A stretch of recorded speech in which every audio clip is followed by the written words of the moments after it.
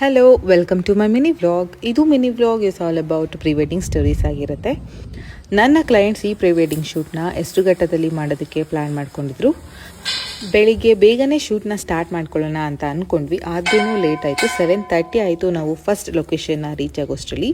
First location ಬಂದ್ಬಿಟ್ಟು ಇದು ದುರ್ಗಾಂಬಾ ದೇವಸ್ಥಾನದಲ್ಲಿ ನಾವು ಪ್ಲ್ಯಾನ್ ಮಾಡ್ಕೊಂಡಿದ್ವಿ.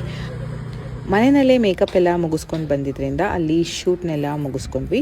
ಅಲ್ಲೂ ಕೂಡ ಅವತ್ತೇನೋ ಜಾತ್ರೆ ಏನೋ ನಡೀತಾ ಇತ್ತು ಅನಿಸುತ್ತೆ. ಸೊ ಸುಮಾರು ಜನ ದೇವಸ್ಥಾನಕ್ಕೆಲ್ಲ ಬಂದಿದ್ರು. ಅಲ್ಲಿ ಸೈಕ್ಲಿಂಗ್ ಕೂಡ ಮಾಡ್ತಾಯಿದ್ರು ಸ್ವಲ್ಪ ಜನ. ನೋಡೋದಕ್ಕಂತೂ ತುಂಬ ಚೆನ್ನಾಗಿತ್ತು ಅಲ್ಲೆಲ್ಲ ಪ್ಲೇಸಸ್ಸು. ಅಲ್ಲಿ ನಾವು ಶೂಟ್ ಮುಗಿಸ್ಕೊಂಡು ತಿಂಡಿ ತಿನ್ಕೊಂಡು ನಾವು ನಮ್ಮ ಸೆಕೆಂಡ್ ಲೊಕೇಶನ್ಗೆ ಹೋದ್ವಿ.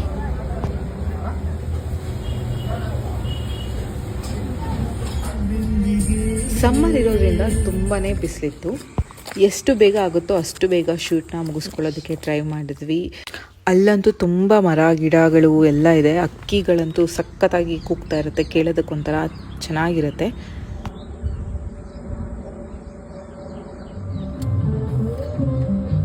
ಅಲ್ಲಿಂದ ನಮ್ಮದು ಸೆಕೆಂಡ್ ಲೊಕೇಶನಲ್ಲಿ ಶೂಟ್ನ ಮುಗಿಸ್ಕೊಂಡು ಒಂದು ಎಳ್ನೀರು ಬ್ರೇಕ್ ತೊಗೊಂಡು ನಮ್ಮ 3ನೇ ಲೊಕೇಶನ್ನ ರೀಚ್ ಆದ್ವಿ.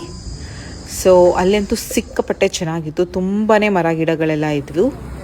ಸೊ ಅದು ಅವತ್ತಿನ ಲಾಸ್ಟ್ ಮತ್ತು ಫೈನಲ್ ಲೊಕೇಶನ್ ಆಗಿತ್ತು. ಅಲ್ಲೆಲ್ಲ ನಾವು ಫೋಟೋಶೂಟ್ನ ಮುಗಿಸ್ಕೊಂಡು ಪ್ಯಾಕಪ್ ಮಾಡಿಕೊಂಡು ಮನೆಗೆ ಹೊರಟ್ವಿ. ಮನೆಗೆ ಬರೋಷ್ಟರಲ್ಲಿ RCB ಮ್ಯಾಚ್ ಕೂಡ ಸ್ಟಾರ್ಟ್ ಆಗಿತ್ತು. ಮ್ಯಾಚ್ ನೋಡಿಕೊಂಡು RCB ಗೆದ್ದಿದ್ದ ಖುಷಿಗೆ ನಮ್ಮಮ್ಮ ಬಿರಿಯಾನಿ ಮಾಡಿದ್ರು. ಬಿರಿಯಾನಿ ತಿನ್ಕೊಂಡು ಡೇನ ಎಂಡ್ ಮಾಡಿದೆ. ಇದಾಗಿತ್ತು ಒಂದು ಮಿನಿ ವ್ಲಾಗ್. ಮತ್ತೊಂದು ಮಿನಿ ವ್ಲಾಗ್ ಜೊತೆ ಸಿಗ್ತೀನಿ. ಬಾಯ್.